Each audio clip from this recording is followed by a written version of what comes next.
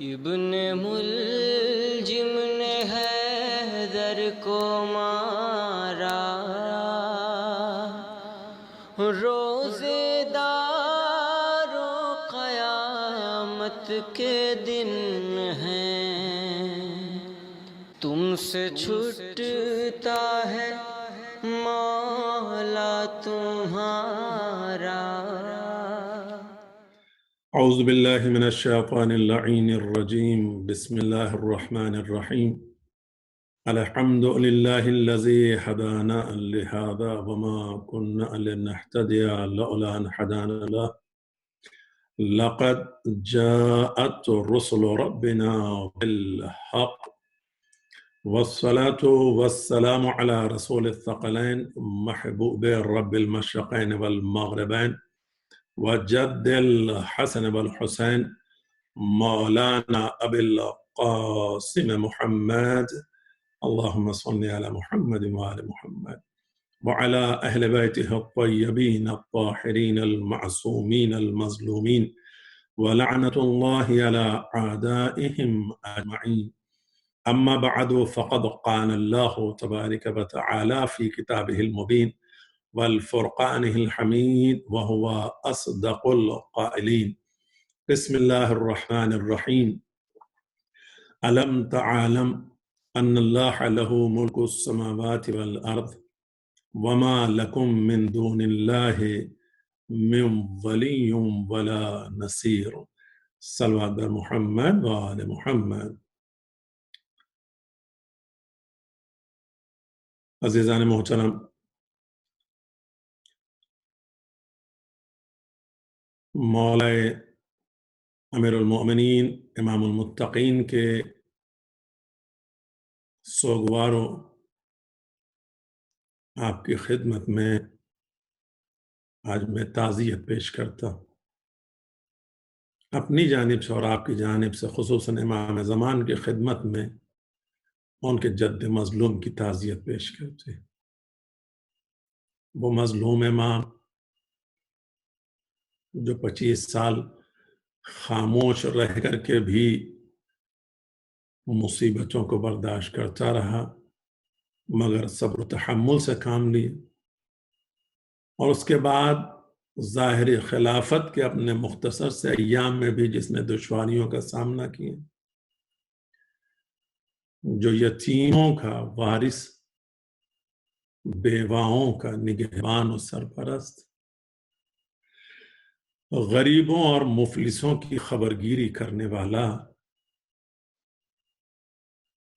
یا یوں کہوں کہ امت رسول کا باپ، شب 19 میں اس کے سر پہ ضربت لگائی گئی۔ وہ اس دار فانی سے 21 ماہ رمضان سن 40 ہجری کو رخصت ہوا، مگر آج بھی غم تازہ ہے، اور ہر یتیم کی نظر اپنے اس شفیق باپ پہ رہتی ہے، کیونکہ سرزمین کوفہ پر یتیموں کو اس بات کا احساس اس وقت ہوا کہ جب سایہ سر سے اٹھ گئے۔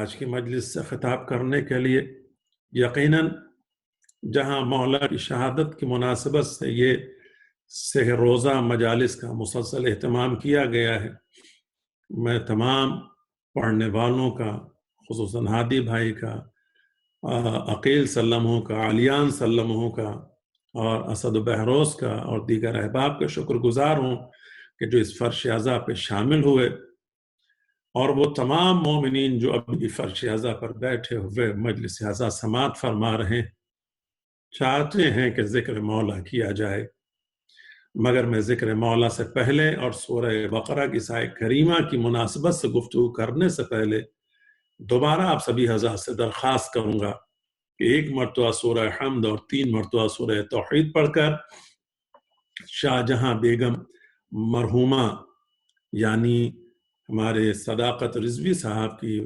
دادی محترمہ مرحومہ کے لیے 1 مرتبہ سورہ فاتحہ پڑھ۔ بسم اللہ الرحمن الرحیم، الحمدللہ رب العالمین الرحمن الرحیم ایاک نعبد و ایاک نستعین اهدنا الصراط المستقیم صراط الذین انعمت علیہم غير المغضوب عليهم ولا الضالين. بسم الله الرحمن الرحيم. قل هو الله أحد الله الصمد لم يلد ولم يولد ولم يكن له كفوا أحد. بسم الله الرحمن الرحيم. قل هو الله أحد الله الصمد لم يلد ولم يولد ولم يكن له كفوا أحد. بسم الله الرحمن الرحيم. قل هو الله أحد الله الصمد لم يلد ولم يولد ولم يكن له كفوا أحد. اللهم اغفر للمؤمنين والمؤمنات والمسلمين والمسلمات الأحياء منهم والأموات، تعبئ بيننا وبينهم بالخيرات إنك مجيب الدعوات إنك على كل شيء قدير.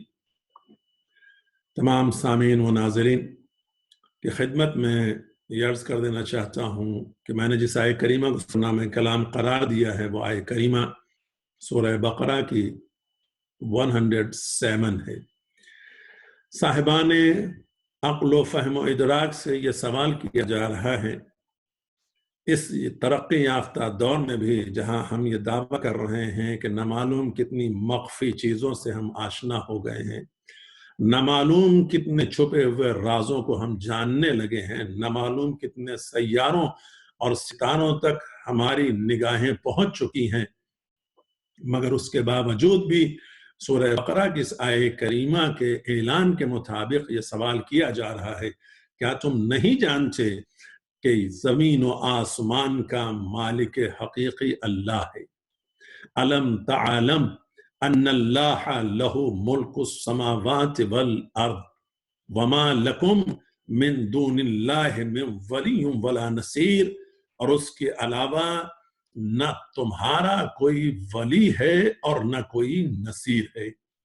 عزیزان محترم، پوری کائنات اسی کی خلقی ہوئی ہے، پوری کائنات اسی کی بنائی ہوئی ہے، اسی کے حکم و اشارے پر آج بھی نظام کائنات چل رہا ہے، اور اسی کے ولی کے وجود کی وجہ سے آج بھی کائنات کا وجود قائم ہے، ورنہ یہ کائنات فنا ہو جائے تو جو مالک حقیقی ہے، جو بنانے والا ہے، جو کریٹ کرنے والا ہے، جو اسے سجانے والا ہے، انہی اپنے بندوں کے لیے جنہیں افضل مخلوق قرار دے کر کے اس کائنات میں بھیجا، ان کی ہدایت کا اہتمام و انتظام بھی کیا، اور پھر یہ بھی پوچھ رہا ہے کیا تم نہیں جانتے کہ اس کا مالک حقیقی کون ہے؟ اس کا مالک حقیقی اللہ ہے، اور اس کے علاوہ نہ تمہارا کوئی ولی ہے اور نہ کوئی نصیر ہے۔ یعنی ایک جملہ آخر میں یہ بھی کہہ دیا گیا کہ حق ولایت اسی کو حاصل ہوتا ہے کہ جو قدرت نصرت رکھتا ہو۔ یعنی اگر کوئی ایسا مجبور و بے بس و ناتواں ہو کہ جو اس قابل ہی نہ ہو کہ تمہاری کوئی مدد و نصرت کر سکے، اسے حق ولایت کیا حاصل ہو سکتا ہے؟ کم سے کم جسے اللہ کی طرف سے ولی قرار دیا گیا ہے وہ والدین ہیں، اور جب والدین کو بھی ولی قرار دیا ہے پروردگار عالم نے تو انہیں بھی اتنی قوت دی ہے کہ زمانے کے ہر ظلم و ستم اور تکلیفوں اور اذیتوں کے مد مقابل میں وہ جس کی ولایت کرتے ہیں اس کی نصرت کی قدرت بھی رکھتے ہیں اور نصرت کرتے بھی رہتے ہیں۔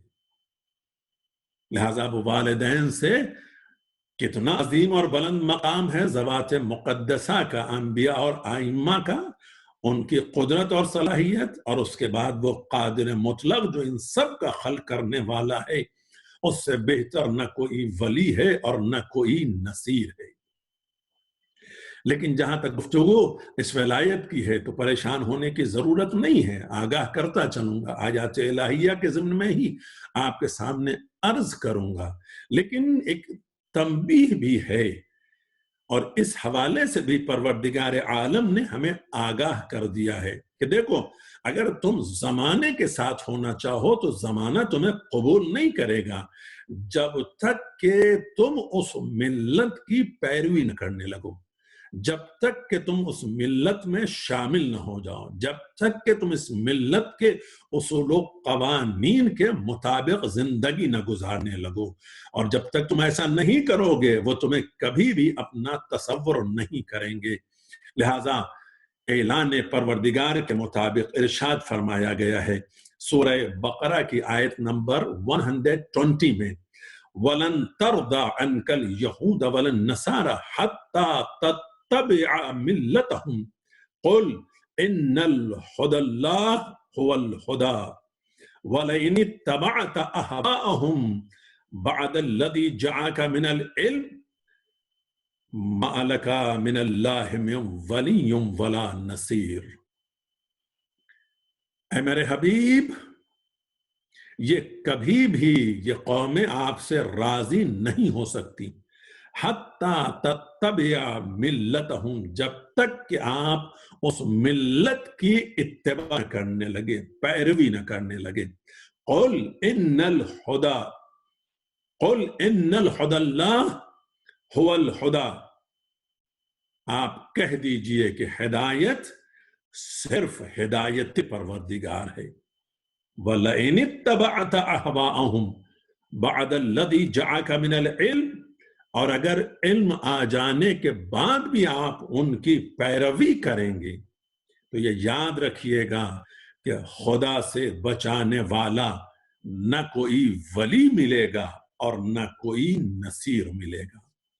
یہ تمام اشارے اور گفتگو میں آیات الہیہ میں جو کی گئی ہیں، پروردگار عالم نے جو بیان فرمایا ہے کہ اگر کوئی ہدایت پروردگار کو چھوڑ کر کے کسی اور کی پیروی کرنا چاہتا ہو تو اس کے لیے یہ پیغام بھی ہے، یاد رکھنا کوئی ملت و قوم و قبیلہ تمہیں قبول نہیں کرے گا جب تک کہ تم ان میں شامل نہ ہو جاؤ۔ اور اگر علم و آگہی کے بعد بھی کوئی انسان ہدایت پروردگار کو چھوڑ کر کے کسی اور کی پیروی کو قبول کرتا ہے تو پھر عذاب الہی سے بچانے والا اس کے لیے نہ کوئی ولی ہے اور نہ کوئی نصیر ہے۔ اور عزیزان محترم، اس کے علاوہ بھی آیات الہیہ میں اس بات کی وضاحت کر دی گئی ہے کہ جانتے ہو خدا کس کس کی ولایت کرتا ہے؟ خدا مؤمنین کی ولایت کرتا ہے۔ سورہ بقرہ کی آیت کریمہ میں ارشاد فرمایا گیا ہے ورس نمبر 257 میں کہ اللہ ولی الذین آمنوا یخرجہم من الظلمات الی النور والذین کفروا اولیاءہم الطاغوت یخرجونہم من النور الی الظلمات۔ اللہ صاحبان ایمان کا ولی ہے، اور جب اللہ ولایت کرتا ہے تو ظلمات میں رہنے نہیں دیتا ہے، تاریکیوں میں رہنے نہیں دیتا ہے، بلکہ ظلمات سے نکال کر نور میں لے آتا ہے، نور سے متمسک کر دیتا ہے۔ اور جو لوگ طاغوت کی پیروی کرتے ہیں وہ یقیناً صاحب ایمان نہیں ہیں، اور طاغوت کی پیروی کرنے والے کو یہ بات جان لینی چاہیے کہ طاغوت انہیں کیا کرتا ہے، نور سے جدا کر کے تاریکیوں اور ظلمات میں ڈال دیتا ہے، جس کا نتیجہ یہ نکلتا ہے کہ انسان جب تاریک گھٹاؤں میں ظلمتوں کے گر جاتا ہے اور ہدایت اس کی سمجھ میں نہیں آتی تو آواز قدرت بھی ایسے لوگوں کے لیے یہی آتی ہے، سمن بکمن عمیون، یہ گونگے بھی ہیں، اندھے بھی ہیں، بہرے بھی ہیں، ان کوئی بھی ہدایت ان کی سمجھ میں آنے والی نہیں ہے۔ مگر دوسرے مقام پر پھر اعلان پروردگار ہوتا ہے سورہ آل عمران میں واللہ ولی المؤمنین، اللہ صاحبان ایمان کا ولی ہے۔ اور اسی کے ساتھ ساتھ ایک آیت کریمہ سورہ اعراف میں بیان کی گئی ہے جہاں ارشاد باری تعالیٰ ہو رہا ہے وَهُوَ یتولی الصالحین، کہ اللہ ولایت کرتا ہے تو صالحین کی ولایت کرتا ہے۔ اور اس کے ساتھ ایک آیت کریمہ اور آپ کی نظر کرتا چلوں تاکہ بات واضح ہو جائے کہ ولایت پروردگار ہر ایک کے لیے نہیں ہے بلکہ یہ ولایت مخصوصہ ہے۔ ہر ایک کا ولی اللہ نہیں ہے، اللہ مؤمنین کا ولی ہے، اللہ صالحین کا ولی ہے۔ اور اعلان پروردگار کے مطابق یہ بیان کیا گیا ہے ان الظالمین بعضهم اولیاء بعض واللہ ولی المتقین۔ سورہ جاثیہ آیت نمبر 19 میں یہ ارشاد فرمایا گیا کہ ظلم کرنے والے آپس میں ایک دوسرے کے ساتھی ہیں، ظلم کرنے والے آپس میں ایک دوسرے کے حمایتی ہیں، مگر اللہ متقین کا ولی ہے، پرہیزگاروں کا ولی ہے۔ تو عزیزان محترم، اللہ جب ولایت کرتا ہے تو مومنین کی کرتا ہے، متقین کی کرتا ہے، صالحین کی کرتا ہے۔ یہ اور بات ہے کہ جو ظلم کرنے والے ہیں وہ بھی آپس میں ایک دوسرے کے ساتھی اور حمایتی ہیں۔ تو اگر اللہ متقین، مومنین اور صالحین کی ولایت کرتا ہے تو ان کی نصرت بھی کرتا ہے، اور یقیناً وہ قادر مطلق جو پوری کائنات کا مالک حقیقی ہے، اگر وہ ولایت و نصرت کر رہا ہو تو پھر کسی کی احتیاج باقی نہیں رہتی ہے۔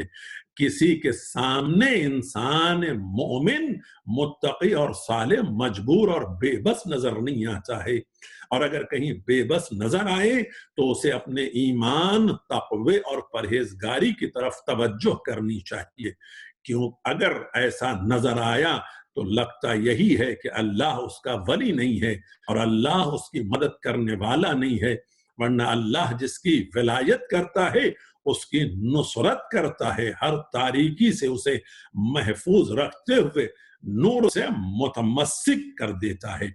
وہ قادر مطلق جس کے لیے اس بات کا اعلان بھی کیا گیا ہے، دیکھو یاد رکھ لو، تم زمانے میں چاہے جتنا ترقیاں کر لو، چاہے جتنا کمال کی منزلوں تک پہنچ جاؤ، مگر تم کبھی خدا کو عاجز نہیں کر سکتے۔ وما انتم بمعجزین فی الارض وما لکم من دون اللہ من ولی ولا نصیر۔ سورہ شعراء کی آیت نمبر 31 میں ارشاد فرمایا گیا کہ دیکھو تم خدا کو زمین میں عاجز نہیں کر سکتے ہو، اور نہ اس کے علاوہ تمہارا کوئی ولی ہے اور نہ کوئی نصیر ہے۔ اور اس کے علاوہ اگر تصور انسان یہ کرنے لگے کہ ٹھیک ہے زمین کی بات ہے تو ہم زمین پر اگر عاجز نہیں کر سکتے تو آسمان کی بلندیوں پر جا کر کے کچھ تو کر سکتے ہیں۔ نہ معلوم کتنے ایسے ہیں بندگان خدا میں جنہوں نے خدائی کا دعویٰ بھی کیا اور خدا کے مد مقابل بھی کھڑے ہوئے، کسی نے تیر چلایا، کسی نے اپنی خدائی کا اعلان کرتے ہوئے اس کے بندوں پر ظلم و ستم ڈھایا، مگر سب کے سب جو خدائی کا دعویٰ بھی کرنے والے تھے وہ بھی خدا کو عاجز نہیں کر سکے۔ تو کسی عام بندے کی کیا جرأت و ہمت ہے جو خدا کو عاجز کر سکے؟ لہٰذا جب یہ اعلان کر دیا گیا کہ تم اسے زمین پر عاجز نہیں کر سکتے، اس کے علاوہ نہ تمہارا کوئی ولی ہے اور نہ کوئی نصیر ہے، تو سورہ عنکبوت کی آیت نمبر 22 میں ارشاد فرمایا گیا وما انتم بمعجزین فی الارض ولا فی السماء وما لکم من دون اللہ من ولی ولا نصیر، کہ تم نہ اسے زمین پر عاجز کر سکتے ہو نہ آسمان کی بلندیوں پر عاجز کر سکتے ہو، اس کے علاوہ نہ تمہارا کوئی ولی ہے اور نہ تمہارا کوئی نصیر ہے۔ عزیزان محترم، تو یہ بات آپ کے سامنے واضح ہو گئی ہے کہ اللہ کائنات کا خلق کرنے والا ہے، اللہ نصرت کرنے والا ہے، اللہ ولایت کرنے والا ہے، اللہ ہی اس پوری کائنات کا مالک حقیقی ہے۔ لیکن جب وہ ولایت کرتا ہے اور نصرت کرتا ہے تو مومنین کی ولایت کرتا ہے، متقین کی ولایت کرتا ہے، صالحین کی ولایت کرتا ہے، اور کوئی بھی اسے نہ اس کائنات میں عاجز کر سکتا ہے نہ اس آسمانوں کی بلندیوں پر عاجز کر سکتا ہے۔ لیکن اب اگر پروردگار عالم کا یہ اعلان ہے تو یقیناً اس کا ایک دوسرا پہلو بھی ہے، تخلیق کائنات کے ساتھ ہی ساتھ نور و ظلمت چلے آ رہے ہیں۔ جہاں ابلیس کا تذکرہ ہے وہیں آدم کی گفتگو ہے، جہاں حق کی دلیلیں ہیں وہیں باطل بھی اپنے وجود کے لیے کم از کم کسی نہ کسی صورت میں منوانے کی کوشش کرتا رہتا ہے۔ اگر اجالے ہیں تو تاریکیوں کا تصور بھی پایا جاتا ہے۔ تو اگر اللہ مومنین کا، متقین کا، صالحین کا ولی ہے تو جو اس کے علاوہ بچ گئے ہیں ان کے لیے اعلان پروردگار کیا ہے؟ سورہ اعراف ہی میں آیت نمبر 27 میں ارشاد فرمایا گیا इन्ना जअलना शयातीन औलिया लिल्लदीन ला युमिनून। ऐलान परवरदिगार ये है कि हमने शयातीन को उनका वली बना दिया है कि जो साहिब ईमान नहीं है। इसका मतलब यह है कि अब बजाते खुद आप अंदाजा लगाते जा सकते हैं कि जहां कहीं भी शैतानत नजर आए, ये समझ लीजिए कि ये साहिब ईमान नहीं है। जो शैतान की इत्तिबा और पैरवी करता हुआ नजर आए, इसका मतलब ये है कि वो मुत्तकी और सालिह नहीं है। जहां कहीं भी जुल्मत और अंधेरे और तारीकियां नजर आए, इसका मतलब ये है कि उसका साथी, उसका हिमायती, उसका हमदर्द शैतान है। तो जो मोमिन है उसका वली अल्लाह है, और जो मोमिन नहीं है उसका साथी और हिमायती शैतान है।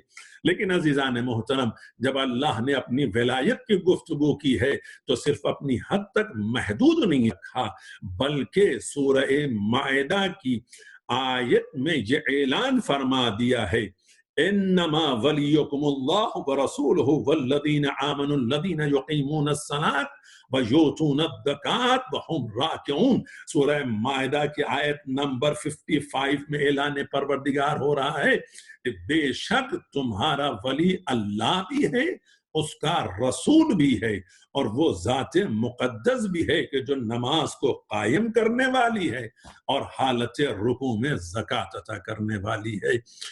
खुशा नसीब हैं साहिबान ईमानो तकवा और परहेजगार अफराद के जिनकी विलायत करने वाले खुदा भी हैं, उसका नबी भी है, उसका इमाम भी है, उसकी तरफ से उसका मुंतखब वली भी है।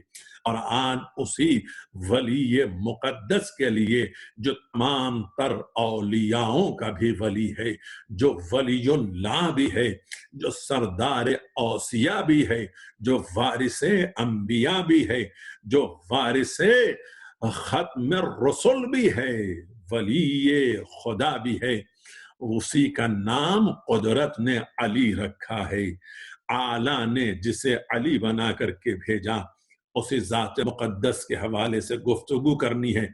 और हम ये कह सकते हैं बज़बान शायर कि मीसम परस्त करते रहेंगे अली अली, मीसम परस्त करते रहेंगे अली अली, चाहे फराज़े दार पे इनको चढ़ाइए, या तो अली को मानिए अहमद का जानशी, या कोई हो जो उनके बराबर तो लाइए, या कोई हो जो उनके बराबर तो लाइए।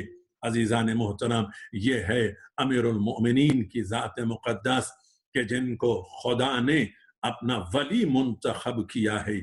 और जब वली खुदा ने मुंतखब किया है तो वली की सिफत पहले बयान कर दी है कि जो भी मोमिनीन का वली होता है वो उसकी नुसरत करता है, वो उसे तारीकियों में रहने नहीं देता, वो उसे नूर से मुतमस्सिक कर देता है। लिहाजा जहां विलायत इलाही की ये सिफत है, वही नबी की भी ये खुसूसियत है। कुरान मजीद में दूसरे मकाम पर परवरदिगार आलम ने अपने हबीब के हवाले से भी ये गुफ्तगू करते हुए बयान फरमाया कि मैंने अपने हबीब को भेजा ही इसी मकसद के लिए है ताकि वो हिदायत करे, और हिदायत करते हुए लोगों को ज़ुल्मात से निकाल कर रोशनी की तरफ ले आए, नूर की तरफ ले आए। लिहाजा ये पैगंबर की सिफत भी बयान की गई है, और यही सिफत अमीरुल मोमिनीन की है। अफसहुल कलाम जिस अली का हो, फसाहतो बलागते कलाम मौलाए कायनात का अगर अंदाजा लगाना हो तो नहजुल बलाग में आज खुतबात भी हैं और मखतूतात भी हैं, कलिमाते क़िसार भी हैं। देखना चाहते हो तो देखो कि अली ने अगर गोयाई की है तो उनके मद्दे मुकाबिल कोई और फसीह हो बलीग नहीं है। उनके मद्दे मुकाबिल अगर तहरीर की है तो किसी और की तहरीर नहीं है। कहीं खुतबा दिया है تو بغیر الف کے خطبہ دیا، کہیں خطبہ دیا ہے تو بغیر نقطے کے خطبہ دیا ہے۔ اس طریقے سے مولا بیان فرما رہے ہیں کہ ہمیں الفاظ پر بھی اتنی دسترست حاصل ہے کہ اگر ہم کلام کرنا چاہیں تو ہمارے کلام کے مد مقابل سوائے کلام خالق کے کوئی اور نہیں ہو سکتا ہے۔ لہذا اس ذات مقدس کی علم کی یہ منزل کیوں نہ ہو جسے قدرت نے علم کتاب عطا کیا ہے اور رسالت کا گواہ بنا کر کے بھیجا ہے۔ یقول الذین کفروا لست مرسلا قل کفی باللہ شہیدا بینی و بینکم ومن عندہ علم الکتاب کا اعلان کرتے ہوئے یہ پروردگار عالم بتا رہا ہے کہ ساری دنیا بھی اگر پیغمبر کی رسالت کو نہ تسلیم کرے اور کفر اختیار کر لے، نہ مانے، تب بھی رسول کی رسالت پر کوئی حرف آنے والا نہیں ہے، اور رسول کی رسالت کا گواہ خدا ہے، اور وہ ذات مقدس ہے جسے پوری کتاب کا علم عطا کیا گیا ہے۔ تو عزیزان محترم، آپ جانتے ہیں کہ اس قرآن مجید میں جسے خدا نے اپنے کلام کی صورت میں اعجاز پیغمبر قرار دے کر کے قلب پیغمبر پر نازل کیا ہے، اس میں یہ ارشاد فرما دیا گیا وَلَا رَطْبٍ وَلَا يَابِسٍ إِلَّا فِي كِتَابٍ مُبِينٍ، ہر خشک و تر اس کتاب میں موجود ہے۔ تو ہر خشک و تر کا علم جسے دیا گیا ہے وہی ذات مقدس رسالت کی گواہ بنا کر کے بھیجی گئی ہے، اور اسی لیے جب کعبے سے نکل کر کے دست نبی پر آنے والا گواہ آیا ہے تو آتے ہی سب سے پہلے چہرہ نبوت کی زیارت کی ہے، چہرہ نبی پر اپنی نظر ڈال کر کے بتایا کہ میں نے اپنی آنکھوں کو 3 دن تک مسلسل بند رکھا اور اس وقت کھول رہا ہوں کہ جب نور کی ضیاء محسوس ہوئی تو نور سے نور متمسک ہوا، ایک دوسرے کو دیکھا، اور یہاں پر آنے والے نے گواہی دیتے ہوئے پہلی منزل ہی پر یہ بتا دیا ہے کہ اگر آپ حکم دیں تو میں توریت آپ کو سناؤں، زبور آپ کو سناؤں، انجیل آپ کو سناؤں، قرآن آپ کو سناؤں۔ اے سننے والو اور نبی کی خاموشی پر اعتراض کرنے والو، کم از کم زمانے کو اتنا تو سوچنا چاہیے کہ جس کی رسالت کا گواہ بعثت سے 10 سال پہلے اس دنیا میں آیا، وہ کہہ رہا ہے کہ آپ جو بھی حکم دی آسمانی کتب میں سے میں ان تمام کتب کو سنانے کے لیے حاضر ہوں۔ تو اگر جو نہ جانتا ہوتا وہ سن کر کے تصدیق کیسے کرتا؟ تو آنے والے گواہی نے بتا دیا کہ اگر مجھے علم کتاب عطا کیا گیا ہے تو میں جس کا گواہ بن کر کے آیا ہوں اسے بھی علم عطا کر کے بھیجا گیا ہے۔ وہ ذات افضل ترین ذات ہے، سردار انبیاء ہے، وہ ختم رسول ہے، وہ حبیب خدا ہے، وہی مصطفیٰ ہے، اور مصطفیٰ کی گواہی کے لیے جسے بھیجا گیا اسے قدرت نے مرتضی بنا دیا۔ ایسا مرتضی ہے کہ یقیناً جس سے خدا بھی راضی ہے، زمانہ بھی راضی ہے، جس کے عدل سے عدالت بھی راضی ہے، جس کے فیصلوں سے بندگان خدا بھی راضی ہیں۔ عزیزان محترم، وہی مقدس ذات، وہی مولا متقیان جو افضل القاضی بھی ہیں، افضل کلام بھی ہیں، افضل اولیاء اور اوصیاء بھی ہیں، یعنی کون سی ذات مقدس ہے؟ کس کی عظمتوں اور فضیلتوں کو بیان کیا جا رہا ہے؟ کس کس پہلو سے فضیلتوں کو بیان کیا جائے؟ مشکل ہے دریا کو کوزے میں بند کرنا، مشکل ہے سمندر کو قطرہ بنانا۔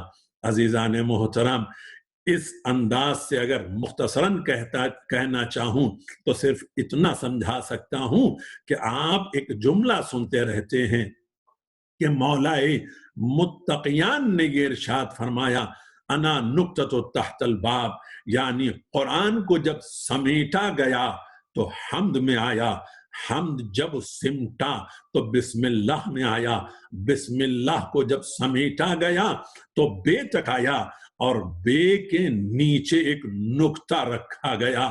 اس نقطے کو امام ارشاد فرماتے ہیں کہ انا نقطۃ تحت الباب، بس اگر علی کو دیکھو تو ظاہراً ممکن ہے کہ تمہیں نقطہ نظر آئے، مگر یہ ذات مقدس ہے جو پورا قرآن ہے، قرآن ناطق کہا گیا ہے، اور صرف قرآن ناطق ہی نہیں، قرآن صامت کا جاننے والا ہے، قرآن صامت کا بیان کرنے والا ہے، قرآن صامت کی وضاحت کرنے والا ہے، قرآن صامت کو جمع کرنے والا اور یہ بتانے والا میں جانتا ہوں اس کی آیتیں کہاں نازل ہوئی ہیں، کس کے لیے نازل ہوئی ہیں، کس مقام پر نازل ہوئی ہیں، کس صورت میں نازل ہوئی ہیں، کس وجہ سے نازل ہوئی ہیں، جو ہر آیت کے نزول کے اسباب و علل اور وجوہات و تفاسیر اور اس کی توجیحات و تعبیلات سے آگاہ ہو، اسے علی کہتے ہیں، اس ذات مقدس کو علی کہتے ہیں، جس کے لیے قرآن بھی یہ اعلان کر رہا ہے کلو شیء احصیناہ فی امام مبین، میں نے ہر شے کا احصاء امام مبین میں کر دیا ہے، میں نے ہر شے کو جمع امام مبین میں کر دیا ہے، تو ہر شے امام مبین میں جمع بھی ہے، اور ہر شے یعنی قرآن کی صورت میں رتب و یابس کا علم بھی ہے۔ اب کوئی سوال کرے اور علی فوراً جواب دے دیں تو حیرت و استعجاب کی کیا بات ہے۔ اسی لیے سائل نے یہ سوال کر لیا، مولا یہ کیسے آپ جواب دے دیتے ہیں؟ امام نے فوراً سوال کیا، یہ بتا تیرے ہاتھوں میں کتنی انگلیاں ہیں؟ فوراً کہا 5 ہیں۔ کہا تو نے کیسے جواب دے دیا؟ کہا مولا یہ تو میرے ہاتھوں کے سامنے کی باتیں ہیں۔ کہا بس اتنے ہی سمجھ لے، جیسے یہ انگلیاں تیری نگاہوں کے سامنے ہے، ایسے ہی یہ کائنات میری نگاہوں کے سامنے ہے۔ اور یقیناً اگر انگریز رائٹر بھی امیر المومنین کے پہلے خطبہ نہج البلاغہ پر نظر ڈال کر کے حیرت و استعجاب سے یہ کہتا ہوا نظر آتا ہے کہ یا تو اس بندے نے اس کائنات کو خلق کیا ہے یا اس بندے کے سامنے یہ کائنات خلق کی گئی ہے۔ جس طرح سے خلقت کائنات پر اس نے گفتگو فرمائی ہے، اس کے علاوہ کوئی تیسری صورت نہیں ہو سکتی۔ یہی تو زمانے کو بتانا مقصود ہے کہ جب کبھی بھی کسی نے امیر المومنین کو خدا کے حوالے سے کوئی شک و شبے میں گرفتار ہوا یا کوئی گفتگو کرنی چاہی تو فوراً مولا نے آگاہ کر دیا، دیکھو میں وہ نہیں ہوں جو تم سوچ رہے ہو، ہاں یہ اور بات ہے کہ میں کسی کا محتاج بھی نہیں ہوں، میرا مالک وہ قادر مطلق ہے، اس نے مجھے بنا کر کے بھیجا ہے، میں اس کا ولی اور جانشین بن کر کے آیا ہوں، اس کے نبی کا وصی بن کر کے آیا ہوں، اس کا گواہ بن رہا ہوں، اور نبی کی گواہی دینے والا اس اعتبار سے گواہی دیتا رہا کہ زمانہ اگر اذیت دینا چاہتا تھا تو یہ محافظ بن کر کے نکل آیا، اگر ظلم و استبداد کے بازار گرم ہوئے تو پیغمبر کے سامنے یہ سینہ سپر بن کر کے کھڑا ہو گیا، ہر منزل اور مقام پر حفاظت کرتا رہا۔ اور اسی لیے یہ بات کہی جا سکتی ہے کہ جس کو علی مل گئے اس کو خدا مل گیا۔ اور اگر دوسرے پہلو سے بھی دیکھنا چاہیں تو ختمی مرتبت نے مسلسل اپنی بہت ساری احادیث میں اپنے اہل بیت اطہار کی مناسبت بھی یہ گفتگو فرمائی ہے کہ جس نے ان کو اذیت پہنچائی اس نے گویا مجھے اذیت پہنچائی، جس نے ان کو خوش کیا اس نے گویا مجھے خوش کیا ہے، اور جس نے مجھے خوش کیا اس نے خدا کو خوش کیا، یا جس نے مجھے راضی کیا اس نے خدا کو راضی کیا ہے۔ یہ پورا سلسلہ ولایت ہے، اور اس ولایت کی صورت میں کہ جس نے ایک ولی کو راضی کیا اس نے ہر ولی کو راضی کیا ہے، مگر یہ سارے جتنے بھی اولیاء ہیں خدا ولی کی صورت میں ہے، نبی ولی کی صورت میں ہے، مولا ولی کی صورت میں ہے، مومنین کی ولایت، متقین کی ولایت، صالحین کی ولایت کرتے ہیں، اس بات کا خیال رکھنا ہمارے لیے ضروری ہے۔ اور بقول شاعر یہاں پر پھر کہتا چلوں کہ راہبر مل جائے منزل کا پتہ مل جائے گا، اور مل گئے جس کو علی اس کو خدا مل جائے گا۔ اور ہے زمانے میں شجاعت کا یہی پہلا اصول، یا علی کہہ کر بڑھو تو حوصلہ مل جائے گا۔ اور اے پیمبر یا علی کہہ کر ندا تو دیجئے، آپ کو اللہ سے خیبر کشا مل جائے گا۔ اور بو ترابی ہوں مجھے کیا ڈر فشارے قبر سے، مجھ کو اس منزل پہ بھی مشکل کشا مل جائے گا۔ ہر منزل اور مقام پر مدد کرنے والا، ہر ایک کی نصرت کرنے والا جو ولایت کر رہا ہے، وہ کسی بھی صورت میں ظاہر خلافت کے دور میں بھی مولا نے ہر ایک کی خبر گیری کی ہے۔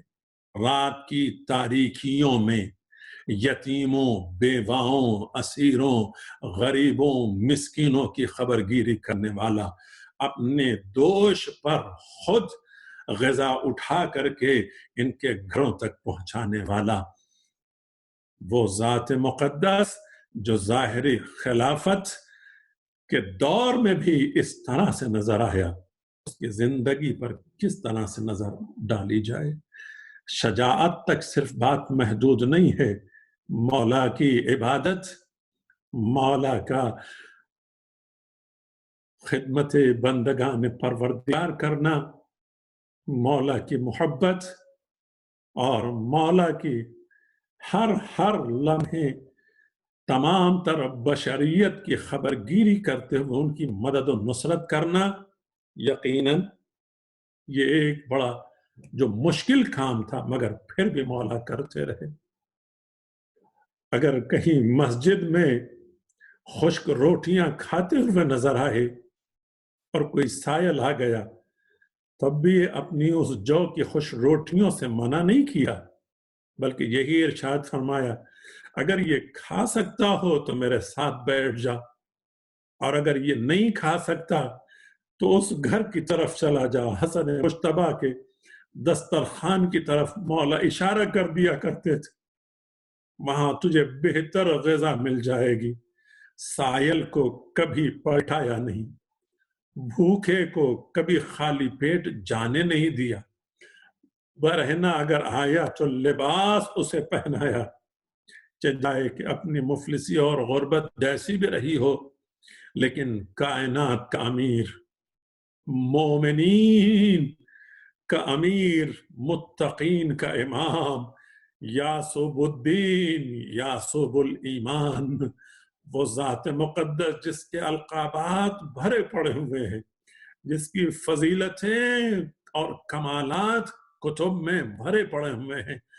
عمومی کتب سے ہٹ کر کے قرآن نے نہ معلوم کتنے قصیدے پڑھے ہیں، عظمتوں اور فضیلتوں کو بیان کیا ہے۔ یہی وہ ذات ہے جو ایک ہی وقت میں نفس اللہ بھی ہے، نفس رسول اللہ بھی ہے۔ یہی وہ ذات ہے کہ جس کے فرزند بھی عظیم ہیں، جس کی زوجہ بھی بے مثل و بے نظیر ہے۔ کون ہے فاطمہ زہرا جیسا؟ کون ہے حسنین علیہ السلام جیسے؟ لیکن عزیزو، جس گھر کی پلی ہوئی بیٹیاں بھی ایسی ہوں کہ جو اپنے علی جیسے بابا کی زینت بن جائیں، اور جس کے بیٹے ایسے ہوں کہ جو دونوں کے دونوں امام وقت کہلائیں، اس امام کی ظاہری حیات طیبہ پر آپ نظر ڈالیں، کتنی سادگی ہے۔ اکثر تاریخوں میں جملہ ملتا ہے کہ مولا کی جوتیاں پھٹ گئی تھی، اپنے ہاتھوں سے اپنی جوتیوں کو ٹاکا کرتے تھے۔ اور ایک وقت ایسا بھی آیا کہ جب آپ نے سوال کر لیا، سلمان یہ بتاؤ کہ ان جوتیوں کی قیمت کیا ہوگی؟ جناب سلمان نے کہا مولا اس کی کیا قیمت ہو سکتی ہے، اس کی تو کوئی قیمت نہیں ہوگی۔ امام نے ارشاد فرمایا ان ظاہری خلافتوں سے بہتر میری نگاہوں میں اس جوتی کی قیمت زیادہ ہے، جو دنیا کو ترک کرتے ہوئے یہ بتا رہا ہو کہ دیکھو دنیا کے فریب میں نہ آنا، مگر آخرت کو تمہیں سنوارنا اسی دنیا سے ہے، اسی دنیا سے تمہیں آخرت کے لیے اسباب مہیا کرنے ہیں، تمہیں اسی دنیا میں اسی لیے بھیجا گیا ہے کہ احسن عمل کے ذریعے سے ثابت کرو کہ یقیناً تم صاحب ایمان، صاحب تقوی اور اعمال صالحہ کے انجام دینے والے ہو۔ اگر خود نہیں کر سکتے تو سیرت و کردار علی پہ نظر ڈالو، جس کے ہاتھ میں قدرت نے ذوالفقار بھی بھیجی، مگر اس کے بعد بھی جب وقت صبر و تحمل آیا ہے تو مولا نے صبر سے کام لیا ہے۔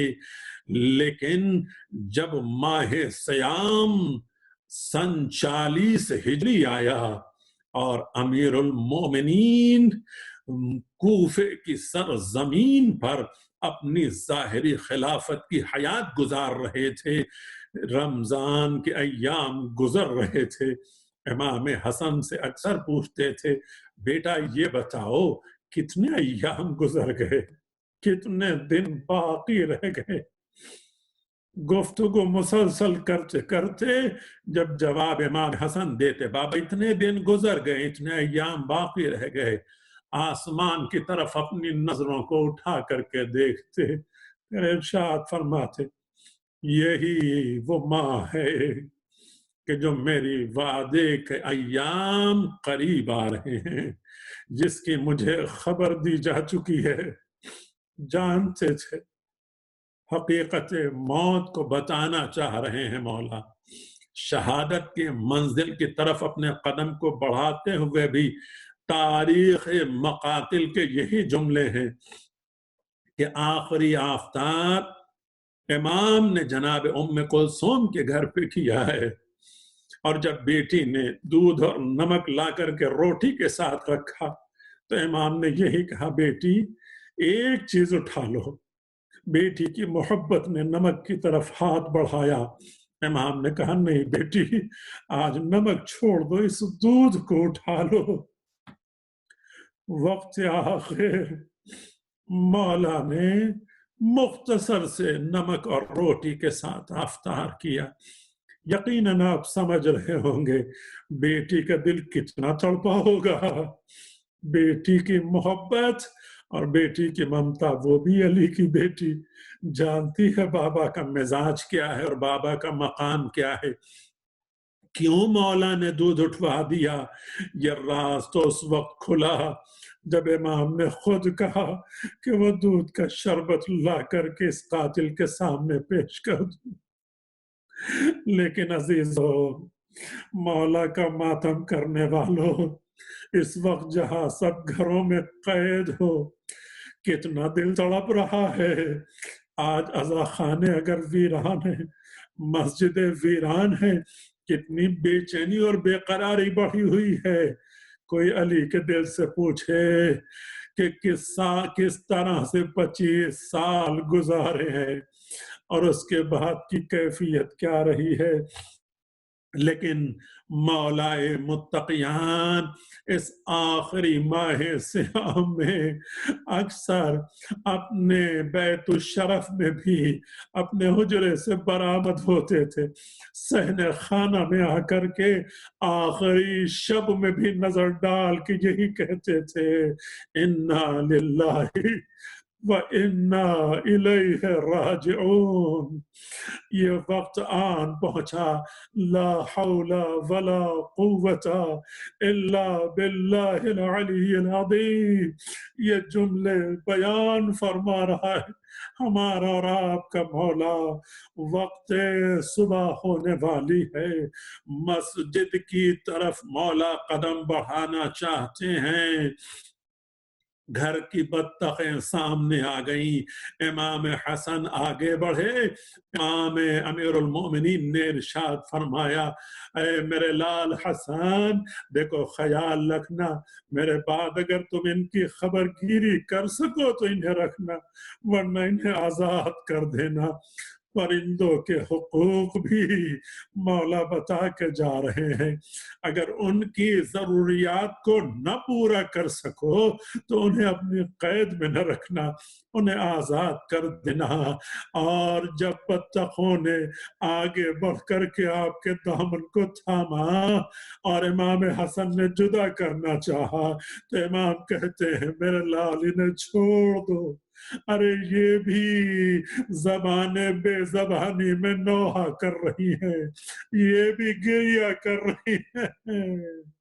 मौला की शफकत और मोहब्बत अरे इन परिंदों ने भी जाहिर कर दी कि हमारा कौन सा शफीक इमाम जा रहा है। यहाँ से इमाम बढ़ना चाहते थे, इमाम हसन साथ हुए, अमीरुल मोमिनीन ने आज रोक दिया, कहा नहीं मेरे लाल आज तुम घर में कयाम करो, मैं तन्हा जाऊंगा, तुम्हारी जरूरत आज घर में ज्यादा है। बाज रवायतें कहती हैं कि हसनैन शायद कूफे में नहीं थे, मगर अल्लामा जवादी ने लिखा है कि इमाम हसन मौजूद थे। इमाम ने खुद रोका इमाम हसन को, और ये राज पता न चलता अगर करबला की तारीख निगाहों के सामने न होती। लेकिन ये राज उस वक्त पता चला कि जब सानिए जहरा जमीन करबला पर मक्तल की सदा कद क़ुतिल अल हुसैन बिकरबला गूंजी तो दर खैमा से बरामद होकर के टिल्ले ज़ैनबिया तक आ गई थी। लेकिन अजीजो वही ज़ैनब आज कूफे में है। मौला जानते थे कहीं मेरी बेटी अमीरुल मोमिनीन पर अरे बैतुल शरफ से न निकल आए, लिहाजा इमाम हसन को बैतुल शरफ में छोड़ा। और यही वजह है कि मौला मस्जिद में पहुंचे और पहुंचने के बाद मस्जिद में सोने वालों को बेदार किया और नाफिल फज्र अदा किया। नवाफिल अदा करने के बाद फिर आपने अजान दी, हर शख्स ने इमाम की आवाज को सुना। अब मुसल्ले इबादत पर आए, नाफिल फज्र पढ़ने के लिए लोग आना चाहते हैं। इधर इब्ने मुलजिम जो जहर में बुझी हुई तलवार अपने शिकम के नीचे छुपा कर लेटा हुआ था, उसे भी मौला जगा करके गए। उठ जा, वक्त सलात आन पहुंचा। मैं कहूंगा मौला अरे ये तो कातिल है, ये अगर नमाज ना भी पढ़े तो क्या हरज है। लेकिन ये पैगाम अमीरुल मोमिनीन देकर जा रहे हैं कि मुझे गवारा नहीं है कि मस्जिद में लेटा हुआ अगर कातिल भी सही क्यों ना हो, लेकिन अगर नमाज नहीं पढ़ता तो उसका जगाना जरूरी है। और वो अपने चाहने वालों को बेनमाजी कैसे देख सकता है। लिहाजा ये पैगाम मौला दे करके जा रहे हैं। मुसल्ले इबादत पर मैदानों में जिसके मद्दे मुकाबिल कोई न ठहर सका, सब जानते थे जब अली मुसल्ले इबादत पर होते हैं तो फिर दुनिया और माफिया की खबर नहीं होती। इधर अली सजदे से सर उठा रहे हैं, उधर से इब्ने मुलजिम की तलवार मौला के सर पर पड़ी। अरे सर तो पारा हुआ। इधर से इमाम के दहन से जुमला निकला, फुज़्तु बिरब्बिल काबा, रब काबा की कसम, अली कामयाब हो गया। उधर जिब्रील की सदा गूंजी, अरे सुतून हिदायत मुनहदिम हो गया। कद क़ुतिल अमीरुल मोमिनीन, अमीरुल मोमिनीन कत्ल कर दिए गए। सानिया सहरा दौड़ी हुई इमाम हसन के करीब आई, भैया अरे ये कैसी सदाएं बुलंद हो रही है, मेरे भाई जल्दी जाओ, अरे बाबा की खबर लेकर के आओ।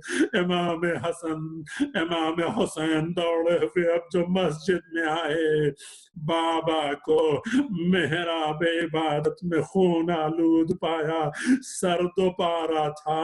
अबू तुराब मेहराब उठा करके सर में डालते जाते थे, कहते जाते थे मिनहा खलकनाकुम फीहा नुईदुकुम व मिनहा नुखरिजुकुम तारतन उखरा।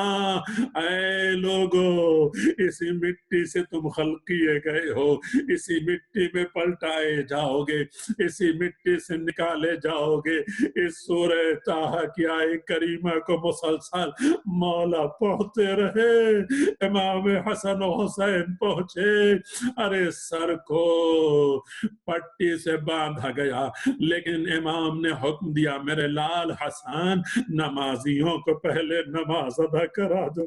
मैं नहीं जानता बाप का शिगफ्ता, बाप का फटा हुआ सर, शिगाफ्ता सर देख करके बहता हुआ लहू देखते हुए इमाम हसन ने किस तरह से नमाज अदा कराई, मगर ये तारीखी हकीकतें हैं कि इमाम हसन ने नमाज मुकम्मल करा दी। नमाज मुकम्मल करा करके एक गिलीन पर या कंबल पर मौला को रखा गया, ले करके लोग बैतुल शरफ की तरफ चले। मजमा जमा था, कुछ कातिलीन को पकड़ने के लिए आगे बढ़े, और जब इमाम हसन मुश्तबा और इमाम हुसैन बाबा को लेकर के बैत शरफ के करीब पहुंचे, तो इमाम अमीरुल मोमिनीन ने एक जुमला इरशाद फरमाया, मेरे लाल हसन, इन चाहने वालों से कहो अब अपने अपने घरों को चले जाए। मेरे लाल, इन्हें अपने अपने घरों को भेज दो। चाहने वालों से दरखास्त की गई, जाने वाले तो गए होंगे, लेकिन सवाल तो किया जा सकता है, मौला इस तरह से आपने चाहने वालों को क्यों वापस कर दिया? क्या तुम्हें मालूम है बैतुल शरफ में मेरी बेटी ज़ैनब भी है, उम्मे कुलसूम भी है। मेरी ये हालत देख करके मेरी बेटियां गिरिया करेंगी। मैं नहीं चाहता सदाए गिरिया नामहरमों के कानों तक पहुंचे। मैं कहूंगा मौला आप इस कूफे के मालिक है, मौला आपने हुक्म दिया, चाहने वाले चले गए, और जब इमाम हसन को रोते हुए मौला ने पाया तो सब्र की तलकीन की, इमाम हुसैन को रोते हुए पाया तो सब्र की तलकीन की, बल्कि बाज़ रवायात में ये भी इरशाद फरमाया, मेरे लाल हुसैन ये गम तो बहुत कम है, तुम्हारा गम बहुत अजीम गम होगा। मेरे लाल, तुम तो आज मुझे उठा करके लाए हो, तुम्हारा तो लाशा भी उठाने वाला कोई ना होगा। लेकिन जब बैतुल शरफ में मौला को लाया गया, अरे जनाब सानिया ज़हरा की नजर पड़ी।